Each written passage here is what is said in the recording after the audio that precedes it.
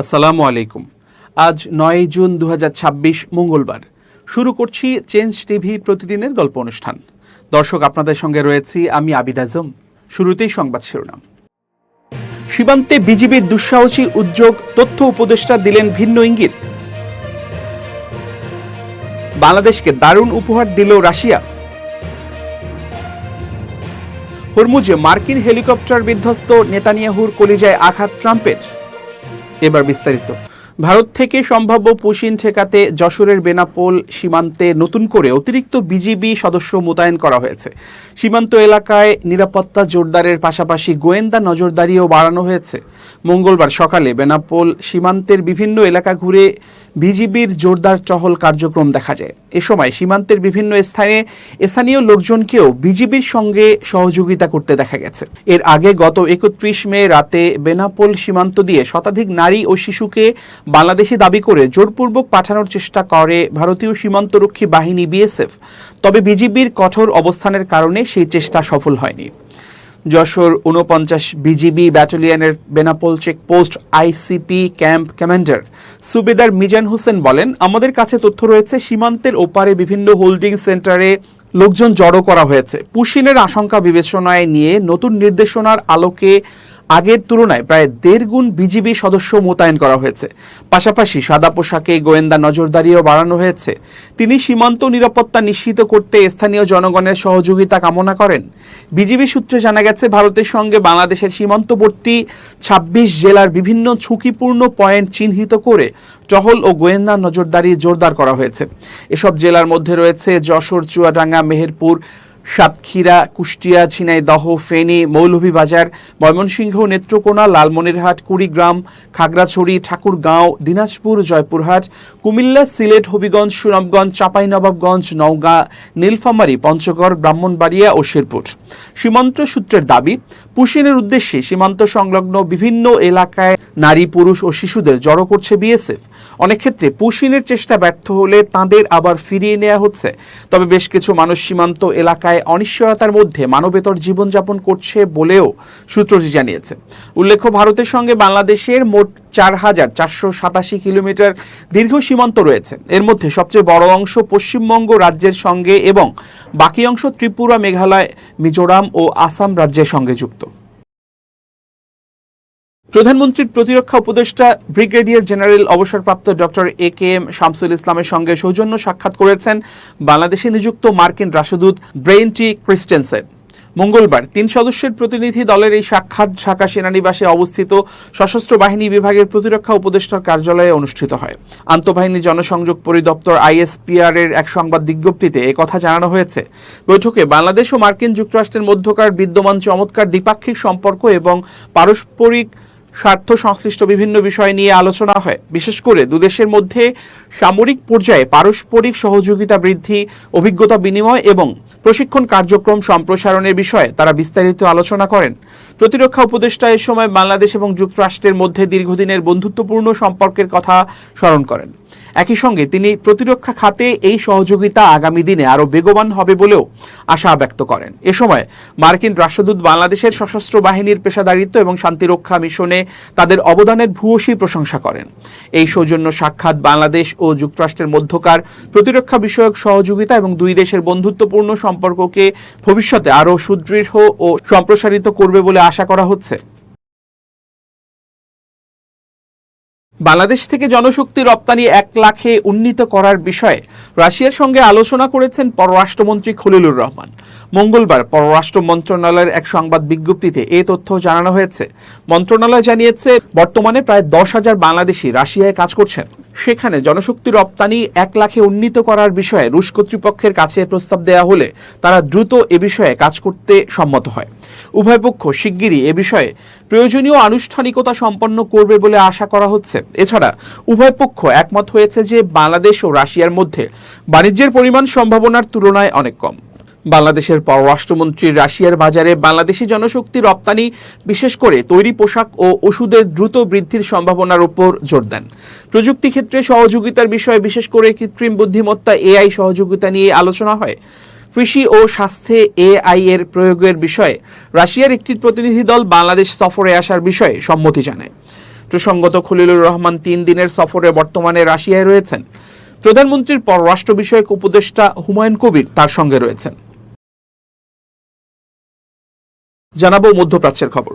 কৌশলগতভাবে গুরুত্বপূর্ণ হরমুজ প্রণালীর নিকটবর্তী এলাকায় মার্কিন সেনাবাহিনীর একটি শক্তিশালী অ্যাপাচি গানশিপ হেলিকপ্টার বিধ্বস্ত হওয়ার খবর পাওয়া গেছে। তবে হেলিকপ্টারটি বিধ্বস্ত হলেও এর ভেতরে থাকা পাইলটরা সম্পূর্ণ নিরাপদ ও অক্ষত আছেন বলে নিশ্চিত করেছেন আমেরিকার প্রেসিডেন্ট ডোনাল্ড ট্রাম্প। ওয়াশিংটন ডিসিতে ফিরে যাওয়ার প্রাক্কালে জন এফ কেনেডি আন্তর্জাতিক বিমানবন্দরের রানওয়েতে অপেক্ষমান সাংবাদিকদের সঙ্গে আলাপকালে ট্রাম্প স্পষ্ট করে জানান, এই দুর্ঘটনায় কেউ আহত হননি।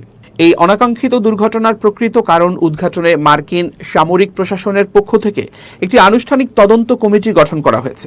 প্রেসিডেন্ট ট্রাম্প সাংবাদিকদের আরও জানিয়েছেন যে এই তদন্তের প্রাথমিক প্রতিবেদনটি মঙ্গলবারের মধ্যেই জনসমক্ষে প্রকাশ করা হবে। তবে হেলিকপ্টারটি ইরানের ছোঁড়া কোনো ক্ষেপণাস্ত্রে ভূপাতিত হয়েছে নাকি কেবল যান্ত্রিক ত্রুটি বা অন্য কোনো কারণে বিধ্বস্ত হয়েছে তা তাৎক্ষণিকভাবে নিশ্চিত করা যায়নি। আন্তর্জাতিক সংবাদ মাধ্যম নিউ ইয়র্ক টাইমস এই ঘটনার বিষয়ে অবগত দুজন নির্ভরযোগ্য কর্মকর্তার বরাতে জানিয়েছে, হরমুজ প্রণালীতে ইরানের চলমান নৌ অবরোধ মোকাবিলার অংশ হিসেবে মার্কিন সেন্ট্রাল কমান্ড সেন্টকম ওই অঞ্চলে অ্যাপাচি হেলিকপ্টার, অত্যাধুনিক যুদ্ধবিমান এবং ড্রোন মোতায়েন করে নিয়মিত অপারেশন পরিচালনা করছে। গত ফেব্রুয়ারি মাসে মার্কিন যুক্তরাষ্ট্র ও ইরানের মধ্যে সরাসরি সংঘাত শুরু হওয়ার পর এটি প্রথম কোনো মার্কিন অ্যাপাচি হেলিকপ্টার ধ্বংস হওয়ার ঘটনা। এর বিপরীতে ইরান দাবি করছে যে তারা এখন পর্যন্ত আমেরিকার অন্তত 30টি MQ-9 রিপার ড্রোন গুলি করে ভূপাতিত করেছে। প্রতিরক্ষা বিশেষজ্ঞদের মতে সাধারণত কেবল উপকূলীয় টহল ও নজরদারি মিশনে এসব অ্যাপাচি হেলিকপ্টার ব্যবহার করা হলেও সাম্প্রতিক সময়ে সেন্টকমের আক্রমণাত্মক রণকৌশলের অংশ হিসেবে এগুলো সমুদ্রের আরও গভীর এলাকায় গিয়ে ঝুঁকিপূর্ণ অভিযান পরিচালনা করছে। এদিকে সেন্টকমের পক্ষ থেকে গত রোববার প্রকাশিত এক বিবৃতিতে দাবি করা হয়েছে যে হরমুজ প্রণালীতে আন্তর্জাতিক বাণিজ্যিক জাহাজ চলাচলের জন্য চরম হুমকি হয়ে ওঠা ইরানের 2টি ড্রোন তারা সফলভাবে গুলি করে ধ্বংস করেছে। একই সাথে মার্কিন বাহিনী মধ্যপ্রাচ্যে ইরানের যে কোনো ধরনের সামরিক আগ্রাসনের বিরুদ্ধে কঠোর প্রতিরক্ষামূলক ব্যবস্থা অব্যাহত রাখতে সম্পূর্ণ প্রস্তুত রয়েছে বলেও মার্কিন সামরিক কমান্ড হুঁশিয়ারি দিয়েছে। ইসরায়েলের আপত্তি থাকলেও নিজেদের জাতীয় স্বার্থে ইরানের পরমাণু কর্মসূচি নিয়ে তেহরানের সঙ্গে একটি দীর্ঘমেয়াদী চুক্তিতে পৌঁছানোর প্রচেষ্টা অব্যাহত রাখবে যুক্তরাষ্ট্র। মার্কিন ভাইস প্রেসিডেন্ট জেডি ভ্যান্স সোমবার ফক্স নিউজকে দেয়া এক সাক্ষাৎকারে একথা জানিয়েছেন। ভ্যান্স বলেন, তেল আবিব এই সিদ্ধান্ত পছন্দ করুক বা না করুক, ওয়াশিংটন নিজেদের কৌশলগত স্বার্থ অনুযায়ী এগিয়ে যাবে। প্রেসিডেন্ট ডোনাল্ড ট্রাম্পের প্রশাসন এই সম্ভাব্য সমঝোতাকে আমেরিকান জনগণের জন্য একটি বড় সাফল্য বা হোম রান উইন হিসেবে দেখছে। মার্কিন ভাইস প্রেসিডেন্টের মতে গত কয়েক মাসের কূটনৈতিক তৎপরতার ফলে বর্তমানে দুই দেশের মধ্যে একটি দীর্ঘমেয়াদী চুক্তিতে পৌঁছানোর জন্য প্রয়োজনীয় পরিবেশ তৈরি হয়েছে। ইসরায়েল ও ইরানের সাম্প্রতিক সামরিক উত্তেজনার মধ্যেই হোয়াইট হাউসের পক্ষ থেকে এমন অবস্থান সামনে এলো। ফ্রান্স স্পষ্ট ভাষায় বলেন, এই চুক্তি ইসরায়েলের পছন্দ হতেও পারে, আবার নাও হতে পারে। তবে মার্কিন প্রশাসন মনে করে এটি যুক্তরাষ্ট্রের জন্য সবচেয়ে বেশি উপকারী হবে এবং এই লক্ষ্য বাস্তবায়নের জন্যই আমেরিকান জনগণ বর্তমান প্রেসিডেন্টকে নির্বাচিত করেছে। সাক্ষাৎকারে তিনি যুক্তরাষ্ট্র ও ইসরায়েলের স্বার্থের মধ্যে কিছু পার্থক্য থাকার কথাও স্বীকার করেন। তার ভাষায়, দুই দেশের মধ্যে অনেক অভিন্ন স্বার্থ থাকলেও কিছু ক্ষেত্রে কৌশলগত মতপার্থক্য রয়েছে। যুক্তরাষ্ট্রের প্রধান লক্ষ্য হল ইরান যেন কোনোভাবেই পারমাণবিক অস্ত্র তৈরি করতে না পারে তা নিশ্চিত করা। ফ্রান্স আরও ইঙ্গিত দেন, ওমানের মধ্যস্থতায় চলমান পরোক্ষ আলোচনায় তেহরানও যুদ্ধ দীর্ঘায়িত না করে বাস্তবসম্মত কিছু প্রস্তাব তুলে ধরছে। তবে তিনি জোর দিয়ে বলেন, 2015 সালের পরমাণু চুক্তির মতো এবার কোনো দুর্বলতা রাখা হবে না। তার মতে নতুন কোনো সমঝোতা হলে তা শুধু কাগজে কলমে সীমাবদ্ধ থাকবে না, বরং দীর্ঘমেয়াদে কঠোরভাবে যাচাই ও পর্যবেক্ষণের আওতায় আনা হবে। সম্প্রতি লেবানন ও ইরানকে ঘিরে ওয়াশিংটন ও তেল আবিবের মধ্যে এক ধরনের কূটনৈতিক টানাপোড়েন তৈরি হয়েছে। গত রোববার প্রেসিডেন্ট ট্রাম্পের সরাসরি অনুরোধ সত্ত্বেও ইসরায়েল ইরানের বিমান প্রতিরক্ষা ব্যবস্থা ও একটি পেট্রোকেমিক্যাল স্থাপনায় হামলা চালায়। এর জবাবে ইরানও পাল্টা ক্ষেপণাস্ত্র হামলা চালায়, যদিও পরে উভয় পক্ষই হামলা বন্ধ করতে সম্মত হয়। লেবাননে ইসরায়েলি হামলা নিয়ে যুক্তরাষ্ট্রের প্রেসিডেন্ট ডোনাল্ড ট্রাম্প এবং ইসরায়েলের প্রধানমন্ত্রী বেনিয়ামিন নেতানিয়াহুর মধ্যে তীব্র মতবিরোধের আভাস মিলেছে। লেবাননে নিযুক্ত মার্কিন রাষ্ট্রদূত মিশেল ইসা ইঙ্গিত দিয়েছেন যে লেবানন পরিস্থিতি নিয়ে ট্রাম্প ও নেতানিয়াহুর মধ্যে এক পর্যায়ে প্রায় হাতাহাতি বা মারামারি হওয়ার মতো পরিস্থিতির সৃষ্টি হয়েছিল। লেবাননের পার্লামেন্ট স্পিকার নাবিহ বেরির সঙ্গে এক বৈঠকের পর সাংবাদিকদের সঙ্গে আলাপকালে মার্কিন রাষ্ট্রদূত এই চাঞ্চল্যকর তথ্য জানিয়েছেন। মিশেল ইসা বলেন, ডোনাল্ড ট্রাম্প প্রতিদিন অত্যন্ত নিবিড়ভাবে লেবাননের খোঁজ খবর রাখেন। বেইরুতের শহরতলিতে ইসরায়েলি বিমান হামলা এবং ইসরায়েলের ইরান ক্ষেপণাস্ত্র হামলাকে একটি রাজনৈতিক বার্তা হিসেবে অভিহিত করে তিনি বলেন, আমরা মার্কিন যুক্তরাষ্ট্র সিদ্ধান্ত নিয়েছি যে এই সংঘাত আর বাড়তে দেয়া হবে না। সাংবাদিকদের মুখোমুখি হয়ে আরবি ভাষায় রাষ্ট্রদূত স্পষ্ট করে বলেন, লেবানন ইস্যু নিয়ে মার্কিন প্রেসিডেন্ট ডোনাল্ড ট্রাম্প এবং ইসরায়েলি প্রধানমন্ত্রী নেতানিয়াহুর মধ্যে তুমুল বাকবিতণ্ডা হয় এবং তারা প্রায় মারামারিতে জড়িয়ে পড়ছিলেন।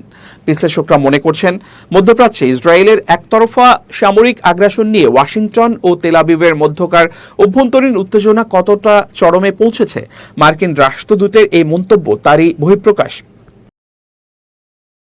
এবার খুব জরুরি 1 মিনিট জানাচ্ছেন ইউনেস্কো ক্লাব জার্নালিজম অ্যাওয়ার্ড বিজয়ী আমিরুল মোমিনিন মানিক। খুব জরুরি 1 মিনিটে প্রত্যেককে আমন্ত্রণ। প্রিয় বন্ধুরা, আমরা যে কাজই করি না কেন, যদি পরামর্শ নিই তাহলে সেই কাজটি আরও সুন্দর এবং সুচারু হতে পারে। ধরুন একটি কাজ আপনি করছেন, সেই কাজের বিশেষজ্ঞ আপনি, তবুও আপনি অন্যের পরামর্শ নিন। আপনি ঘরের মধ্যে কোনো কাজ করলে, পরিবারের সদস্যদের, অফিসে কাজ করলে অফিসের কর্তা বা সহকর্মীদের পরামর্শ নিতে পারেন। কারণ এই পরামর্শ নেওয়ার পর আপনি গ্রহণ করবেন বা করবেন না সেটা সম্পূর্ণ আপনার উপর, কিন্তু আপনি যে বিষয়গুলো জানতে পারবেন সেই বিষয়গুলো হয়তো আপনার কাছে নতুন মনে হতে পারে, অজানা হতে পারে। এর মধ্য দিয়ে কাজটিকে সফল করবার জন্যে নতুন নতুন অনুঘটক পাবেন, উদ্দীপনা পাবেন। ফলে আপনি কোনো বিষয়ের অভিজ্ঞ বা বিশেষজ্ঞ হলেও অন্যের পরামর্শ নিয়ে দেখুন না সেই কাজটি আরও দ্রুততার সঙ্গে সফল হয় কিনা। ভালো থাকবেন, শুভেচ্ছা নিরন্তর। প্রিয় দর্শক, শেষ করছি চেঞ্জ টিভির প্রতিদিনের গল্পের আজকের গল্প। changetv.press বাংলাদেশের ইউটিউব জার্নালিজমের অগ্রদূত। ভিজিট করুন এর ওয়েবসাইট www.changetv.press, youtube.com/changetvpress এবং সাবস্ক্রাইব করুন চ্যানেলটি। নিয়মিত লাইক, কমেন্ট ও শেয়ার করে আপডেট রাখুন নিজেকে। ভালো থাকুন, নিরাপদে থাকুন, শুভেচ্ছা নিরন্তর। changetv.press, এক ফোঁটা হলুদও নেই।